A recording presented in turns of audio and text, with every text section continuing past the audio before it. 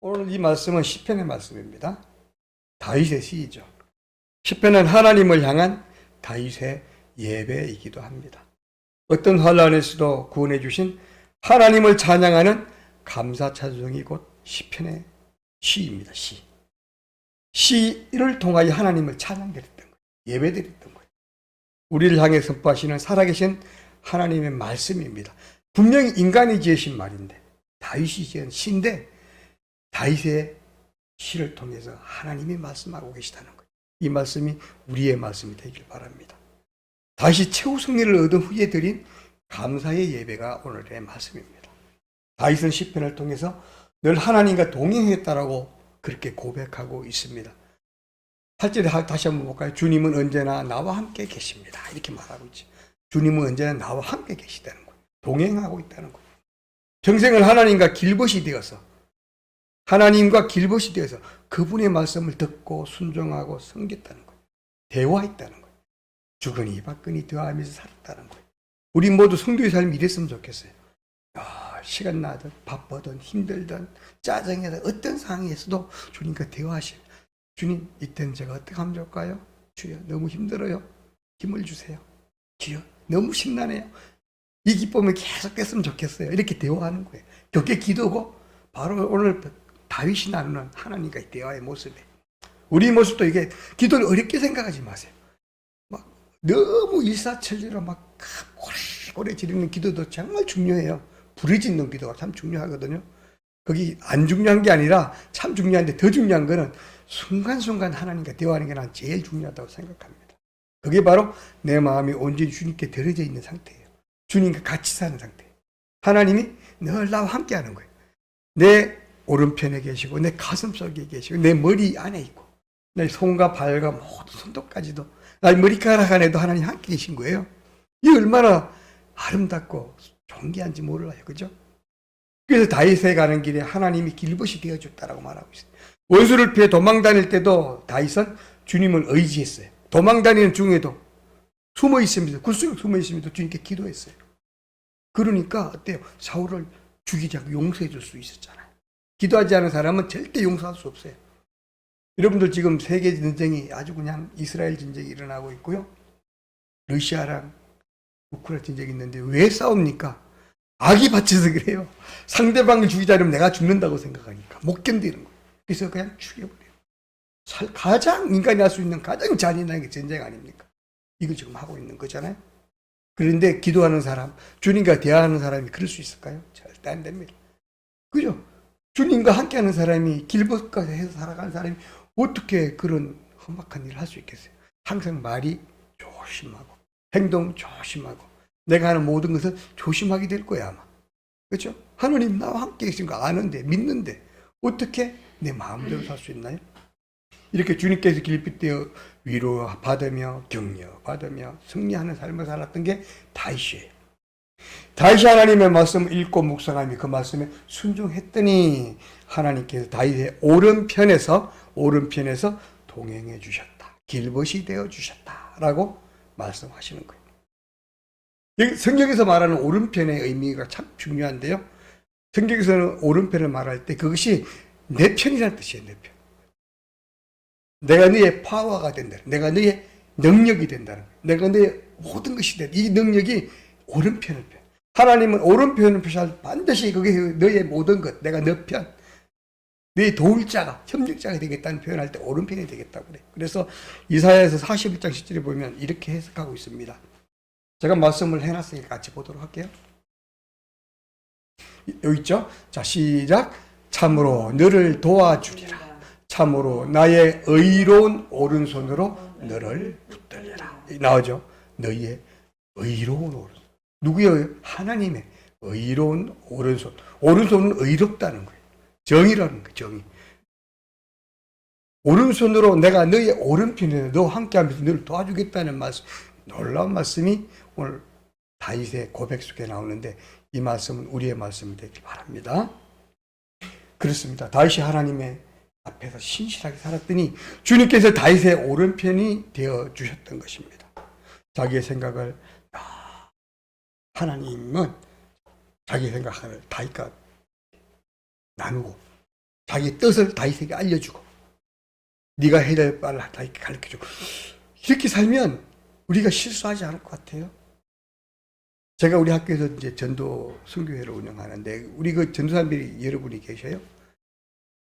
기도하고 간증할 때마다 그 얘기해요. 이런 것 때문에 기도했더니 이렇게 주님께서 이렇게 말씀해 주셔요. 다 이렇게 말해요.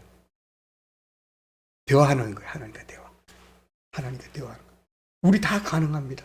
다윗이 그랬잖아요. 대화하고 있잖아요. 하나님과 그냥 대화하는 거예요. 하나님을 믿는 사람은요, 뜬구름 잡는 신앙생활 하지 않고 아주 구체적으로 하나님과 대화할 수 있어요. 내가 그걸 대화할 수 있어요. 주여, 제가 이 길을 가려고 하는데요. 위험한 일 없을까요? 묻는 거야? 그래, 괜찮다. 그럼 가는 거예요. 그죠? 이거. 마음이 편안하면 가는 거예요. 하나님과 대화하는 거예요. 이렇게 하나님과 늘 대화하고 동행하면서 다윗이 누린 은혜는 정말로 놀라운 수준이었어요. 그냥 원수에게 쫓기는 가운데도 이렇게 기뻐하고 찬양할 수 있었던 게 바로 이래서 가는 거예요. 시편 16편 9절 오늘 말씀만 뒷부분에 이러므로 나의 마음이 기쁘고 나의 영도 즐거워하며 내 육체도 평안히 살아갈 수 있다라고 고백하고 있어요. 이거 뭡니까? 마음이 기쁘고 늘 마음이 기쁘다는 것은 어떤 상황까지 늘 그랬다는 거예요. 나의 마음이 어떤 상황, 누가 나를 막 욕하고 저주하고 나를 헐뜯고 나를 공격해봐도 기쁘다는 거예요. 이게 가능할까요? 가능하다는 거예요. 왜? 하나님이 함께 하시기 때문에. 그건 아무것도 아니라는 게. 그게 중요한 일이 아니라는 걸 우리가 깨닫기 때문에. 누가 나를 막 엄청나게 공격해와도 이거는 별로 중요하지 않아. 나와 중요한 건 나와 함께 계신 하나님이야. 내 곁에 하나님이야. 이러면 견딜 수 있어요. 누가 한 방 때리면 아멘 그러면 되는 거예요. 그렇죠? 할렐루야. 누가 때리면 누가 나를 때렸잖아요. 근데 내가 맞을 짓을 안 해도 때렸어요. 그러면 그 때린 것이 악이나 사실 아니라는 거예요. 그냥. 그래서 우리가 아멘 할 수 있어야 되는 건 하나님이 함께 하시기 때문에 그렇다는 거예요. 하나님과 동행하던 다윗의 삶이 항상 편안한 일만 있었던 건 아니라는 것도 또 아셔야 돼. 동시에. 지금까지 말했던 건 다윗의 어때요?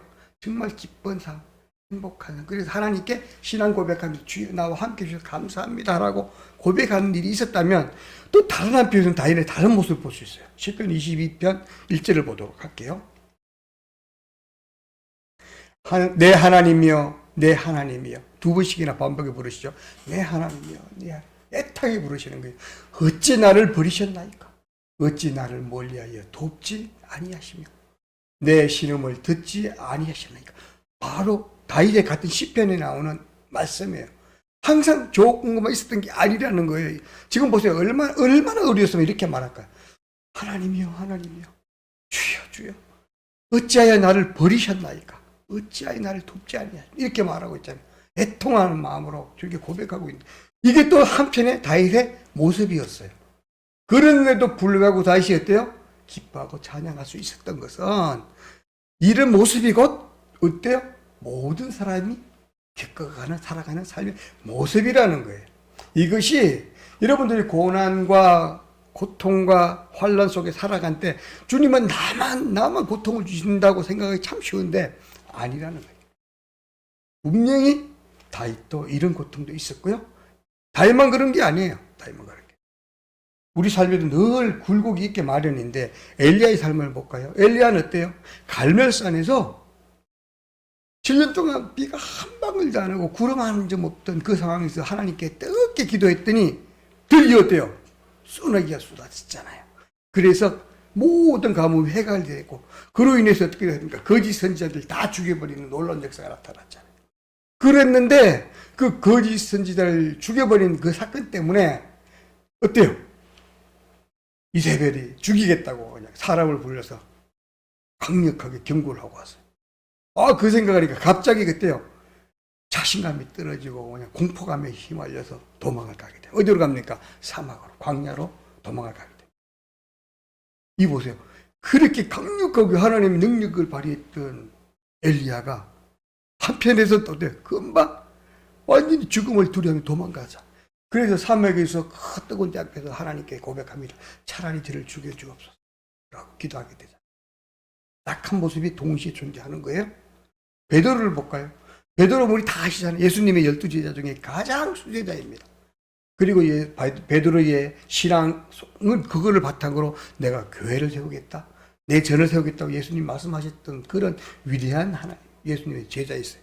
그런데 예수님이 어때요? 너가 나를 3번씩이나 부인하겠다고 그랬어요. 정말로 다구기 전에 3번을 부인하게 됩니다. 실패하는 거예요. 그렇게 당당하던 신앙의 사람이 난 절대 주여 그런 말 하지 마세요. 저는 절대 죽으면 내가 죽을지언정 주님을 내가 배신하지 않겠습니다. 이렇게 말했잖아요. 그랬는데 자기가 깜빡하면서 실수하게 됐는데 어떻게 실수하게 되는지 아세요? 어린 여종한테 실수하게 돼요. 그냥 저주하는 것도 저주하면서 막말을 하면서 나는 그 사람 알지 못한다고 이렇게 저주하게 돼요. 3번째 딱 저주했을 때 닭이 우는 소리를 듣고 다시 깨닫게 되죠.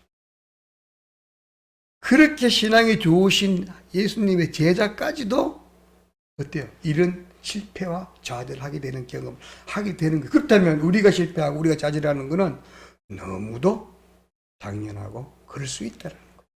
내 신앙이 약해서 그런 게 아니라 인간이기 때문에 우리는 죄악 가운데 살아가고 우리는 어때요? 아담으로부터 이어받은 죄가 기본적으로 깔려 있었고 그거를 예수님의 십자가 보혈로 우리가 용서받은 칭의를 받은 것이지 처음부터 깨끗한 몸으로 오는 건 아니었다는 거예요. 아시죠?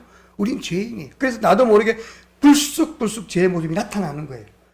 예수님의 십자가 보혈을 우리가 예수님을 영접하고는 구원은 받았지만 내 영혼은 구원받았지만 그런데도 불구하고 우리 속에는 아직도 악의 근성이 남아있다는 거죠. 그래서 불쑥 실수하고 그렇게 실패하고 고난에 어떻게 좌절하고 그렇게 한다는 거죠. 그래서 우리가 늘 염려하고 조심해야 되는 거예요. 마태복음 26장 74절에 보니까 이렇게 말씀합니다. 그가 저주하며 베드로입니다. 베드로가 저주하며 맹세하여 이르되 나는 그 사람을 알지 못하는 누구를? 예수를. 나는 그 사람 예수를 알지 못하노라 하니 곧 닭이 울더라. 생각해 보세요.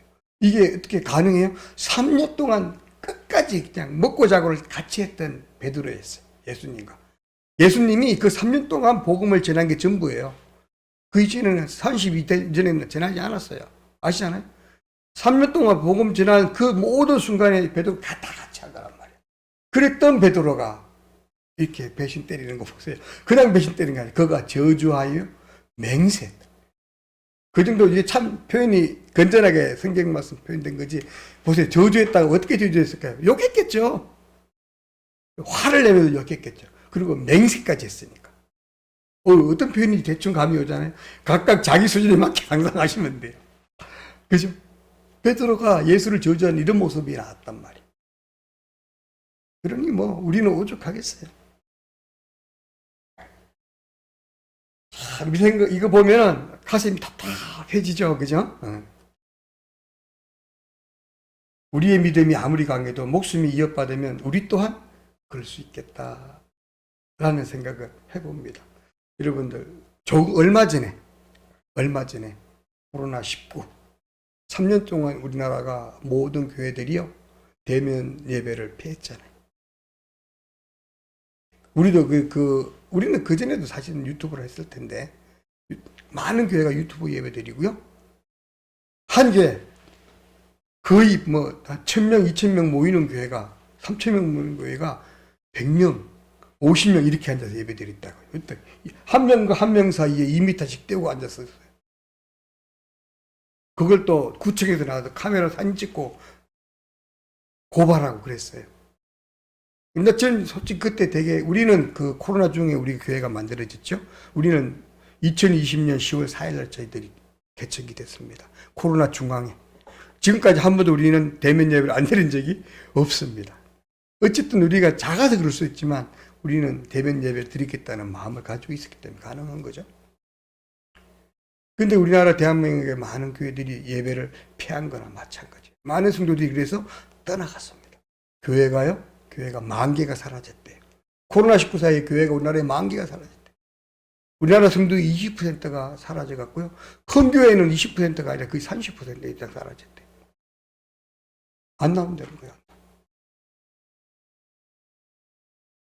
하나님이 좋아하실까요? 너무너무 안타까운 거예요. 차라리 다 나와서 예배드리고 그거 고발당해서 감옥 가면 목사님 혼자 갈까요? 나 같으면 그렇지 않을 것 같아요. 다 같이 성도들 다 같이 가죠. 같이 공범이잖아요. 예배 혼자 드렸나요? 함께 드렸잖아요. 뭐가 두려웠을까요? 그죠? 근데 대개 그것보다 더 중요한 거는 코로나 수술에 진 거야, 우리가. 다 죽을 줄 알았지, 다 죽을 줄 알았죠. 그래서 바로 이런 식으로 우리에게 다가오는 어떤 게 우리를 유혹할지 몰라요. 그죠? 그럴 때 이길 수 있어야 된다. 이처럼 사단의 역사는 성도들의 실패와 좌절을 노리고 그러한 틈새를 공격하기 위해서 끊임없이 틈새를 찾는 일을 합니다. 사단은 사람들이 추구하는 갈증과 욕망 중에서 틈새를 찾아 그 틈새를 공략하게 됩니다. 사단은 절대 정면 공격을 하지 않습니다. 칼 들고 창 들고 공격하지 않고요. 뭘로 하는지 아세요? 따뜻하고 온유하게 사랑으로 공격해 옵니다. 틈새를 노립니다. 재물로 녹입니다. 신천지가 전도하는 전략이 뭔지 아세요? 사랑을 듬뿍 줘요. 그게 통해요, 교인들한테. 왜 통할까요? 교회가 사랑을 안 주기 때문에. 교회가 그 온유함을 주지 않기 때문에 신천지의 그 사랑이 통해요. 안타까운 모습이 바로 여기 있다는 거죠. 초대교회의 모습이 뭡니까? 서로 자기 재산을 팔아서 나누고 함께 협력하고 함께 교제하고 살았잖아요. 그게 예수님이 보여주셨던 사랑의 결과로 제자들이 함께 했던 목양의 모습이었잖아요. 그게 초대교회 모습이거든요. 서로 나눈 거예요. 내 거, 네 거 따지지 않고 서로 함께 아름답게 나누는 거예요. 근데 그걸 교회들이 안 하니까, 교인들을 꼬셔가는 신천지 전략이 사랑 나눔이에요, 사랑 나눔. 끝없이 어려워하고 힘든 사람들은 돈도 보태주기도 하고 막 다 도와줘요. 제가 알았던 어떤 우리 고등부대 교사할 때 아주 진짜 집사님이 우리 아주 멀쩡한 청년들, 똘똘한 청년들 몇십 명을 데리고 나갔어요. 그 신천지로 갔다. 어디로 갔냐? 자기 재산을, 그 아파트를 팔았어요. 그 자기 전세로 바꿨어. 그 차익으로 걔들 계속 거의 일주일에도 몇 번씩 밥 사주고 저녁 사주고 성경 공부하면서 차 사주고 그리고 개인적으로 어린애들 등록금도 내주기도 이렇게 하면서 걔들 꼬셔갖고 걔들 모든 생애 속에 우리 집사님이 최고 이런 사람은 없다는 거예요. 참 하나님의 사람이라고 생각이 따라간 거다. 우리 성도들은 그렇게 하라는 얘기는 아니에요. 그렇게 이제 하는 게 우리가 최소한 허점을 보이지는 말아야 된다. 우리 교회가 사랑에 좀 그런 표현을 진짜로 하든 가짜로든 일단 좀 했으면 좋겠다는 게 제 생각이에요. 가짜라도 좋다. 의지적으로라도 좋다. 교회가 사랑 나눔을 좀 적극적으로 했으면 좋겠다. 그런 생각을 합니다. 사단은 아주 작은 쥐구멍을 공략해서 튼튼한 둑을 무너뜨리고 나라와 이 사회를 무너뜨립니다. 무섭죠? 아주 무섭습니다. 사단이 공격하는 무기는 아주 달콤한 당근입니다. 결코 칼과 창이 아닙니다. 성도의 갈증을 풀어줄 것처럼 아주 교묘하게 공격해옵니다. 이것이 사단의 전략입니다. 사실 성도가 갈급해하는 것은 하나님의 진리를 찾는 그런 목마름이거든요. 그래서 성경을 읽고 묵상하면서 진리에 대한 갈증을 풀려고 기도하고 노력합니다. 이렇게 잘하고 있어요. 그런데도 불구하고 끝내 기도 응답을 못 받을 때가 참으로 많아요. 그거는 우리는 알 수 없어요. 왜인지. 내가 기도받을 자격이 없는지, 아니면 내 기도가 잘못됐는지, 하나님의 뜻과 다른지, 그건 나는 알 수 없지만, 어쨌든 기도를 열심히 구했는데, 그것이 응답이 안 될 때 오는 실망감, 좌절감, 그리고 의심, 불평, 이런 것들이 생기면, 그것이 바로 사단의 공격 포인트가 된다. 이게 사단의 공격 포인트가 된다는 거죠. 틈새. 사단의 공격은 절대 정면 충돌하지 않고 전면적인 전쟁을 선포해 오지 않아요. 마지막에 하는 거예요.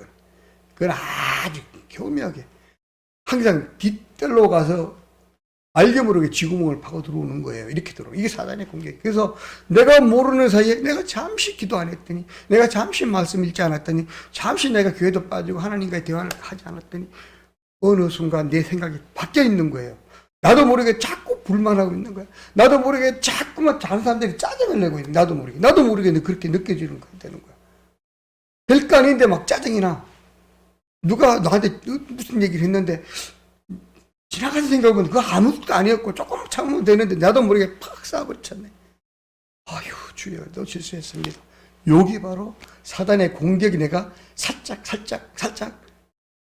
넘어가고 있는 중이라는 걸 깨달으면 바로 돌아올 수 있어요. 회개할 수 있어요. 주여 감사합니다. 깨닫게 해주셔서, 알게 해주셔서 감사합니다.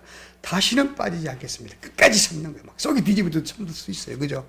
깨달으면 내가 현재 사단의 공격에 어떻게 공격을 당해서 넘어가고 있는지 깨닫게 되면, 아, 요게 사단의 장난이었구나 깨닫는 순간 끝나야 끝나. 그걸 몰라서 그게 다 당하는 거야. 모르는 새에 공격하는 거거든. 모르는 새. 깨닫게 되면 간단해요. 주여 참게 해주세요. 인내하게 해주세요. 끝까지 내가 얼마만큼 참지 들고 보겠습니다. 참게 해주세요. 참는 거야. 속이 얼굴이 벌겋게 되고 속이 씩씩거려 참는 거예요. 주여 믿습니다. 참게 해주세요. 참는 거야. 무슨 욕을 해도 참는 거야. 이 성도의 모습이에요. 성도의 모습. 왜? 하나님이 분명히 우리를 구원해 주셔서 칭의를 받았지만 칭의를 받은 것이지 내가 의롭게 된 건 아니잖아요. 의롭게 인정받은 거예요. 우리가 제 용서를 받은 거지 제가 없는 게 아니란 말이에요. 그러니까 우리 속은 뒤집어져 아직도. 그래도 인내할 수 있는 거는 십자가를 생각하면, 주님의 공로를 생각하면 내가 참을 수 있다는 거죠. 그게 성도의 삶의 모습이라는 거예요. 이게 계속 반복되면 나중에는 별로 진짜 어떤 공격에도 하나지 않아요. 이게 성화돼 가는 과정이 깊이 믿음이 높아지게, 믿음이 성장해 가는 거예요. 사실 성도가 갈급해 가는 것은 하나님이 진리를 찾는 목마름이잖아요. 그러므로 의심의 틈새, 실망의 틈새, 불평의 틈새, 우리의 갖고 있는 교만의 틈새, 이것을 만들지 않으려고 노력하는 게 참 필요하다 하는 생각이 듭니다. 성도에 벌어진 이런 어떤 마음의 틈새들을 노리는 것은 사단의 노림수라고. 사단의 노림수. 우리는 사단의 노림수로 말하지만 그쪽 편에서는 어때요? 전도의 전략이에요. 신천지 입장에서는, 아니면 다른 어떤 사이비 입장에서는 그게 전도의 전략이라고 그래요. 우리는 전략이 아니라고요. 노림수. 그걸 깨달으면 우리가 넘어가지 않을 수 있다는 거죠. 가이 해리슨이라는 사람이 지은 책을 보니까 사람들이 신을 믿는 이유 50가지라는 책이 있더라고요. 거기 보니까 사람들이 다양한 신을 믿는데 기독교, 불교, 유교, 전교교 모든 것 없이 하다못해 각 그 지방의 토템 같이 이런 것까지도 이런 거 다 믿는 사람들이 다 이유가 있는데 그 이유가 50가지나 되는데 50가지 다 그걸 쭉 해 책을 대충 봤는데 별 일 없는 것도 이유에 들어가. 그래서 하여튼 50가지 이렇게 쫙 적어놨다. 이런 것들이 다 이유다. 그런데 그 사람들이 다 각각 그것들이 다 가지고 있는 갈증이라는 거야. 갈증. 이 각각 이런 갈증을 이유로 각자 자기가 믿는 믿음을 믿는데, 하나님을 모르는 불신자들도 그래서 뭐가 있다? 지금 말하는 다른 어떤 누군가 종교를 믿는 사람도 그렇지만 전혀 믿지 않는다고 말하는 불신자들마저도 하나님을 믿는 믿음이 있다는 거예요. 그런데 그 믿음의 대상이 우리가 생각하는 하나님과 다른 게 문제라는 거예요. 그래도 어때? 문제가 뭘 믿습니까? 그들은 조상신을 믿잖아요. 조상이 하나님이라고 믿는 거예요. 그래서 내가 아이들이 잘 되는 것도 조상이 도와주면 되고, 그죠? 내가 농사를 잘 하는 것도 조상이 도와주면 되고. 또 어떤 사람은 뭘 믿습니까? 자연신을 믿어요. 바람이, 햇볕이, 태양이 도와주는 거예요. 산에 올라가면 산신령이 도와주는 거예요. 그분들에게 제사 드리고 경배하면서 그분들에게 온전히 내 문제를 맡기고 도와달라고. 사실 그들의 마음속에는 하나님을 바라는 마음이 있는데, 하나님의 모습이 어떤 사람은 자연으로 인식된 거예요. 하나님의 모습 어떤 사람은 조상으로 인식을 하고 있는 거예요. 잘못된 거예요, 잘못. 그래서 그런 것들 각 만물을 다 우상으로 만들어서 그 우상들에게 절하고 정성을 다해서 기도하고 빌면서 복을 달라 그러고 안전을 달라 그러고 행복을 달라고 한단 말이에요.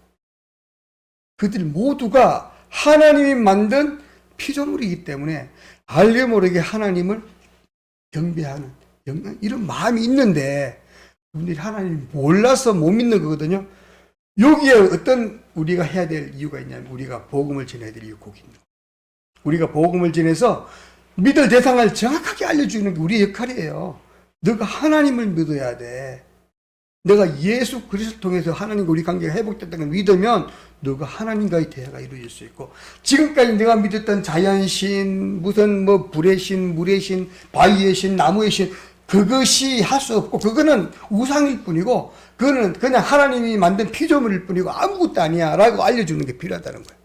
그래서 너는 오로지 천지를 지으신 하나님을 믿는 것이 핵심이야. 이걸 전하는 게 우리의 전도의 말씀이라는 거예요. 이런 갈증은 우리 성도들에게도 많이 있잖아요. 그래서 우리 성도들은 어떤 성도들이에요? 성도들의 갈증은 주님과의 만남을 통해서 자신의 문제가 해결받기를 바라는 갈증이 있죠. 모든 문제가, 가족의 문제, 자녀의 문제, 돈의 문제, 사업의 문제, 이 문제가 주님의 도우심을 통해서 해결받기를 바라는 그런 갈증이 있습니다. 또 어떤 갈증이 있습니까? 주님의 임재를 경험하며 형통한 삶을 살고 싶어요. 하는 것마다 잘 되고 형통한, 만사가 형통되는 삶을 하기를 원하는 갈증이 또 있죠. 또 어떤 게 있습니까? 스스로 주를 믿는 만큼 주님의 사랑을 확인하고 싶은 그런 갈증이 또 있어요. 이거는 좀 고차원적인 갈등으로 올라가는 거죠. 내가 교회를 다니고 내가 주님을 믿는데 주님께 예배드리고 기도하고 말씀 읽는데, 그런데 하나님이 딱 잡히질 않는 거야. 있는 것 같기도 하고, 어떨 때는 말씀 막 읽다 보면 하나님 역사하시는 것 같은데 어떨 때 또 그것도 아닌 것 같아. 뭔가 내가 착각한 것 같아. 그럴 때 우리가 하는 게 뭡니까? 어떤 갈증이 있습니까? 주여, 저도 확신을 주옵소서. 살아계신 모습을 확신해 주십시오. 저에게 음성을 들려주옵소서. 저도 방언하게 하옵소서. 예언의 은사를 주셔서 예언하게 하소서. 제가 기도만 하면 병이 낫는 놀라운 은사를 저에게 주옵소서. 이렇게 기도하잖아요. 그래서 살아계시는 확신이 믿는 확신을 달라고.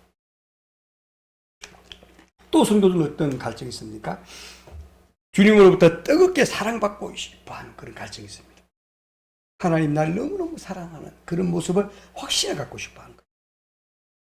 그리고 세 번째, 일상을 통해 주님의 임재를 경험하고 싶고, 항상 나와 같이 계시는 임재를 경험하고 싶은 그런 갈증. 이게 바로 오늘의 말씀 다윗의 경고가 되겠죠.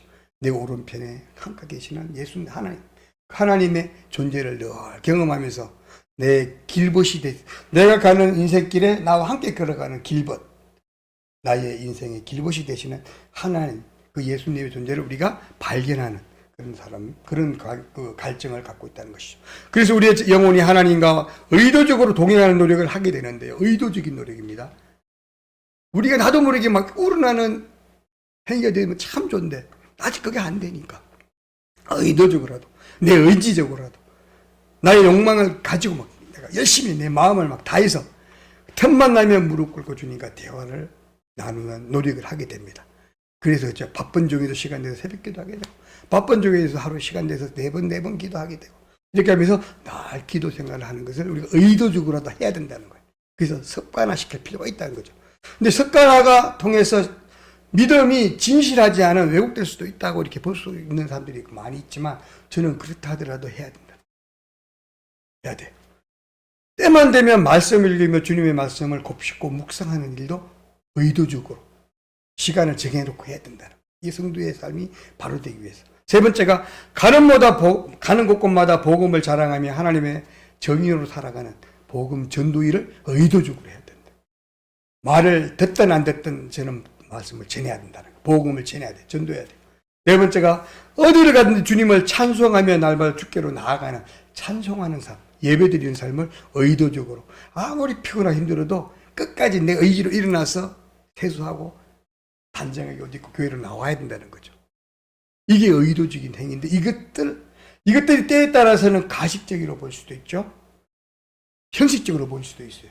그래도 여러분 너무 염려하지 마세요. 중요하지 않아. 그거는 왜 그런지 아세요? 우리의 구원의 문제랑은 아무 관계 없기 때문에. 그거는 우리의 가식적인 거와 구원의 문제가 아무 관계 없어요. 왜 그러냐? 우리의 구원의 문제는 내가 어떻게 해서만 해야 되는 게 아니잖아요. 우리의 구원의 문제는 내가 열심히 한다고 구원받는 게 아니고요, 내가 잘못한다고 구원 안 받는 게 아니라 하나님이 은혜로 주신 거예요. 선물로 내가 받은 거예요. 구원은 내가 받은 것이지 내가 만든 게 아니고 분명히 하셔야 돼. 그걸 인정하고 받아들이면 끝이에요. 그렇기 때문에 내 가식적이든 형식적이든 그게 내 구원의 문제와는 아무 관계없다. 그래서 그렇게 해야 된다는 거예요. 그게 옳다고 얘기하는 건 아니에요. 옳다 할지 할지라도 그게 구원의 문제와 관계없기 때문에 그 해야 돼. 그렇게 함으로 해서 내 삶을 주님께로 인도할 수 있다면, 하나님과 가까워질 수 있다면, 하나님과 동행하는 삶을 살 수 있다면, 하나님과 길벗대 살아갈 수 있다면 그걸 해야 된다는 거지. 그렇게 했을 때 그럼 우리에게 결과도 우리 구원은 이미 받은 거고, 그렇게 했을 때 우리에게 주어지는 결과는 무엇이지? 우리에게 주어지는 그 대가는 무엇이지? 바로 하늘나라에 쌓이는 상급이 있잖아요. 상급. 중요한 건 하늘의 상급은 내가 만드는 거예요. 내 구원은 하나님이 만든 거지만 내 상급은 내가 만드는, 그걸 아셔야 돼요. 어떤 분들은 그래 신나게 인생을 즐기다가 죽기 5분 전에 영접하고 천국 가는 게 꿈이라는 사람이 있어요. 정말 바보예요. 그런 사람들은 성경 말씀에 불구덩이에서 건진 것 같다 그랬어요. 겨우 지옥에서 건져서 겨우 하나님 나라에 간 거예요. 아무것도 없는 거예요. 하나님 칭찬받지 못하는 거예요. 분명히 지옥에 가지 않아. 천국 나라에 가지만 나에게 쌓인 상급이 하늘나라의 상급이 없다라는 거죠.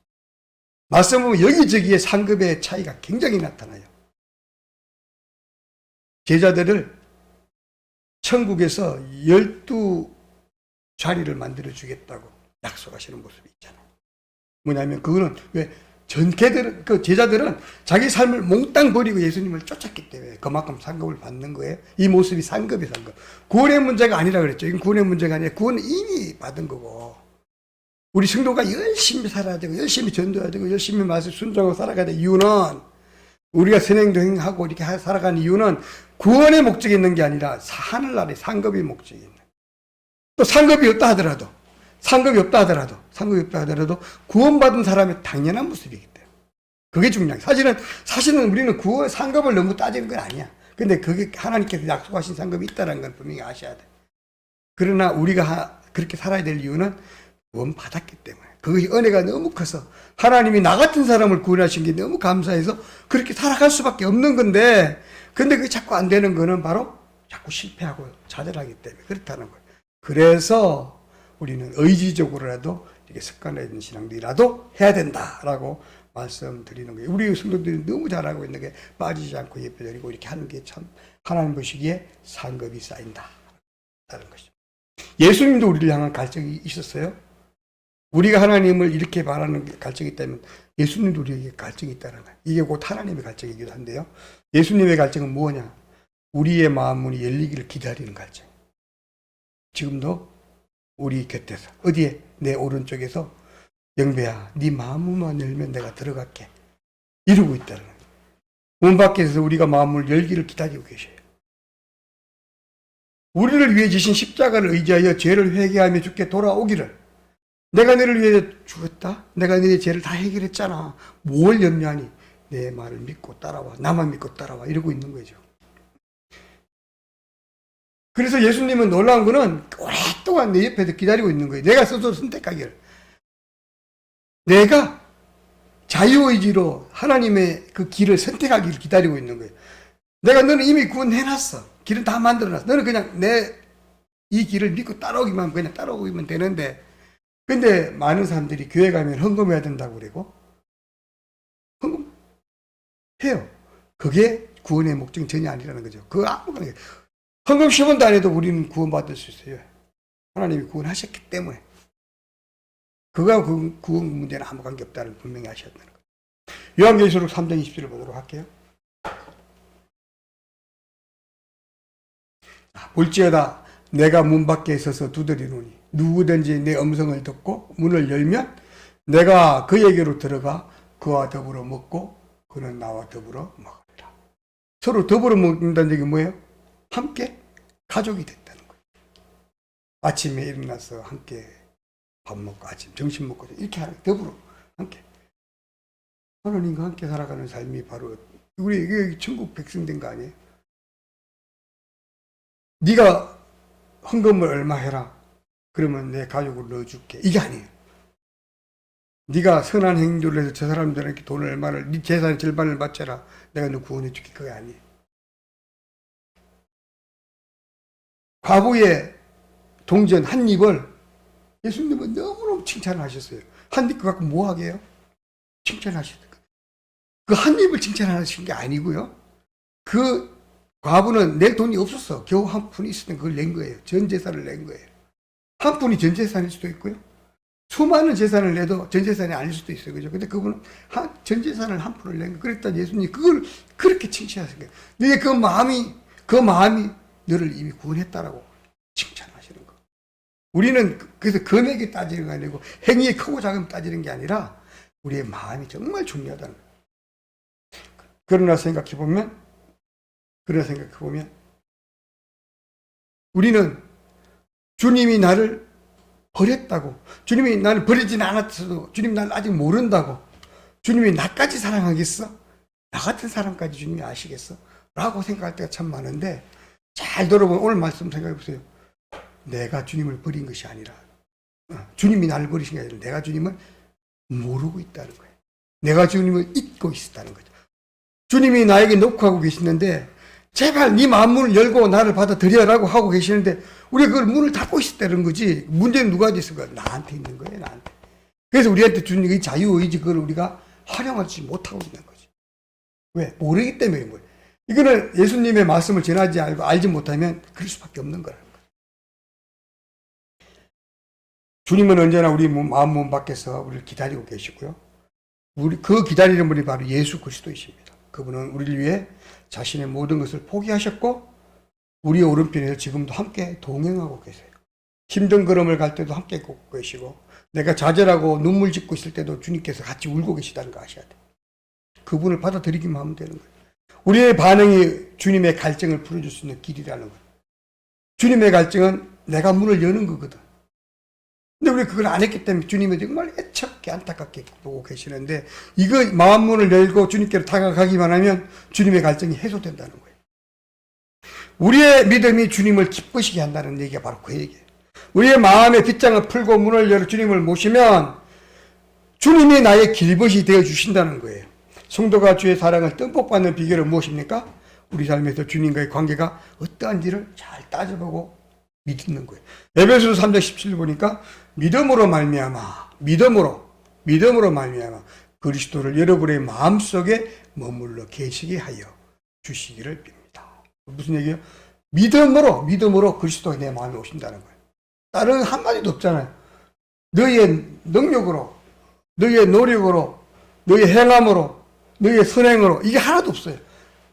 딱 한 가지, 너의 믿음으로 말미암아 그리스도를 여러분의 마음속에 머물도록 할 수 있다는 거예요. 이게 오늘 핵심의 말씀이 되는 거잖아요. 이 말씀에 따라서 우리 마음속에 주님을 모시는 비결은 오직 믿음이다. 오직 믿음. 행함이 아니다. 구원의 도구는 행함이 아니라 믿음이라. 주님과 동행하기를 원하시면 이렇게 질문해 보셨으면 좋겠어요. 예수님이라면 어떻게 하셨을까? 우리 삶의 순간순간 이 순간 예수님이라면 어떻게 하셨을까? 이 순간 예수님이라면 뭐라고 말했을까? 이 순간 예수님이라면 내가 무엇을 해야 할까? 이렇게 대화하는 이게 대화, 생각하는 것도 대화예요. 예수님이라면이라는 게 참 중요해요. 예수님 이 시간에 어떻게 하실 거예요? 제가 어떻게 할까요? 묻는 거. 그렇게 살아가는 사람들이 바로 뭐예요? 예수님처럼 살아. 우리 교회의 비전이 뭡니까? 꿈이 예수님처럼. 늘 예수님이라면 어떻게 하실까를 생각하면서 살아가는 게 정말 중요한 거예요. 그래서 주의 의로운 오른손으로 치료하실 거예요. 그리할 때 범사에 우리가 기뻐할 수 있고 감사할 수 있고 천국 소망을 누릴 수 있게 됩니다. 성도는 열정적으로 하나님의 사랑을 갈구해야 합니다. 주님이 나를 사랑한다는 확신을 체험하면서 기쁨과 만족이 찾아올 수 있도록 하기 위해서는 끊임없이 의식적으로라도 의도적으로라도 주님과 만나기 위해서, 주님과 가까이 가기 위해서, 주님과 길벗대 걸어가기 위해서 노력할 때 그것이 현실이 된다는 것입니다. 우리가 주님과 길벗대와 함께 걸어갈 수 있는 비결은 무엇입니까? 우리가 어떻게 하면 주님을 볼 수 있을까요? 주님의 음식을 들을 수 있을까요? 딱 한 가지입니다. 로마서 10장 17절을 보도록 할게요. 정답을 딱 말씀해 주시고 계세요. 그러므로 믿음은 들음에서 나며 들음은 그리스도의 말씀으로 말미암는. 뭐라고요? 성경 읽지 않으면 될까요? 안 될까요? 안 된다. 믿음은 성경 읽지 않으면 믿음이 자라지 않는다는 거예요. 이 믿음은 하나님과 동행할 수 있는 이 믿음은 오직 성경을 듣지 않으면 읽지 않으면 안 된다는 거예요. 물론 목사님의 설교를 듣는 것도 마찬가지예요. 성경을 듣는 건 마찬가지. 그래서 우리는 교회 예배를 참석해야 되고 성도들과 대화를 해야 되고 목사님과 대화를 해야 되고 성경을 읽어야 되고 그걸 묵상하고 그리고 또 그걸 다른 사람에게 전해야지. 내가 전하지 않는데 누가 말씀을 듣겠어요. 내가 전하면 그 말씀을 듣고 변한다. 믿음이 온다는 거죠. 그럼 그 사람들이 전도가 되는 거예요. 우리는 말씀을 전했을 뿐인데 그분들이 그 말씀을 통해서 마음이 변하고 교회로 오게 되고 하나님을 믿게 되는 거예요. 영원히 구원받는 놀라운 일이 나타나는 거잖아요. 말씀이 정말. 말씀은 우리가 뭘로 알 수 있어요? 성경이 성경. 성경을 통해서 우리가 갈증을 해소할 수 있다는 것이에요. 내 삶의 우선순위에 무엇이 들어있는지 정말 중요합니다. 정말 가치 있는 것을 바란다면 내가 지닌 모든 것을 포기할 수 있다는 것을 여러분 기억하시죠? 오늘 말씀 마태복음 13장 44절을 보도록 할게요. 자, 제가 있습니다. 천국은 마치 밭에 감추인 보화와 같아서 사람이 이를 발견한 후에는 다시 묻어두고 돌아가서 자기의 모든 소유를 다 팔아서 그 밭을 살 것이라고 말씀하셨습니다. 예수님의 말씀이에요. 정말 소중한 가치가 뭔가를 안다면 그거에 내 모든 걸 바칠 수 있는 거예요. 내 직업도 버릴 수가 있어요. 내 가족의 모든 것도 버릴. 그죠? 정말 소중한 게 뭔지. 우리 여러분들 가족이 정말 소중하니까 다른 거 다 포기하잖아요. 여러분 아이들 해외 유학 보내려고 엄청난 돈 내 집 팔아서 보내잖아요. 그 소중하기 때문에 그래요. 우리의 구원의 문제, 이 말씀이 정말 소중하게 인정한다면 하나님의 존재가 나에게 가장 소중하다면 내 모든 것 아깝지 않고 드릴 수 있어야 한다. 이게 바로 성도의 마음, 믿는 자의 마음이에요. 믿는 자의 마음. 지혜로운 농부는 밭에 붙인 보화를 얻기 위해 전 재산을 팔았듯이 우리 또한 주님과 동행하는 삶을 살기 위해서 내 시간, 내 여유로운 시간, 커피 한 잔의 시간을 주님께 바쳤으면 좋겠어요. 그죠? 내가 친구들과 술 한잔하면서 들어가는 돈들 주님께로 바치면 내가 건전한 삶을 살게 되고 주님 기뻐하고 얼마나 좋을까요? 모든 나의 중요한 것들 주님께로 돌릴 수 있는 그런 자세가 됐으면 좋겠습니다. 자, 주님의 재림이 가까워지고 있는 것 같습니다. 저는 느낍니다. 사단의 방해를 더욱 거세지고 있고요. 세상은 타락하고 전쟁의 공포가 엄습해오고 있습니다. 여기저기 지진의 소리가 들려오고요. 화산재가 폭발하고 있고요. 사람들이 악해지고 조금만 건드리면 화를 내고 짜증을 내고 하나로 융합되지 않아요. 좌편 우편 싸우고 그냥 서로 용서하지 않고 거짓말을 하고 이런 세상이 되고 있습니다. 사람들은 스마트폰에 빠져가지고 그냥 성경을 읽지 못합니다. 텔레비전에 연예 프로에 빠져가고 트로트 프로그램에 빠져가지고요. 성경 찬송가도 안 들어요. 성경을 손에 쥐는 사람들이 많지 않아요. 그나마 스마트폰에 또 성경이 들어가 버렸네. 스마트폰에 성경 읽는 사람 많지 않아요. 바로 조금 하다가 유튜브 다른 거 보고 있는 거예요. 성경을 멀리하게 만드는 이것도 사단의 역사로 저는 생각해요. 우리가 어떻게 할까요, 여러분? 행복한가요? 사는 것이 힘을 겪고 혹시 외롭지는 않으신가요? 하나님이 내 곁에 계시면 외롭지 않습니다. 하나님이 내 곁에 계시면 힘있게 살아갈 수 있어요. 하나님이 멀리 있는 모습일지도 몰라요. 내가 외롭고 고독하고 힘들고 그런 상황에 살고 있다고 그런다면 하나님이 나와 멀어졌구나. 하나님이 멀어진 게 아니고 내가 하나님을 멀리했구나. 이게 정답이에요. 내가 말씀 읽지 않았구나. 내가 기도하지 않았구나. 복음을 전하지 않았구나. 성도들과 가까이 살지 않았구나. 이렇게 어떻게 해야 될까요? 강약길을 걸으면서 주님과 길벗대는 비결 말씀입니다. 말씀을 묵상하는 것 외에 다른 방법 없습니다. 여러분 매일 성경을 읽고 있습니까? 여러분 손에 성경이 떨어지지 않기를 바랍니다. 성경은 성도가 걷는 인생길의 길벗이 되어줄 수 있어요. 왜? 하나님이 나와 함께 걷는 길벗이라면 하나님의 말씀, 복음이 성경 속에 있기 때문에 그 성경은 내 삶의 길벗이에요. 여러분 그 길벗과 함께 성공하는 삶, 은혜로운 삶, 하나님과 늘 동행하는 삶, 이런 삶을 살기를 원합니다. 기도합시다.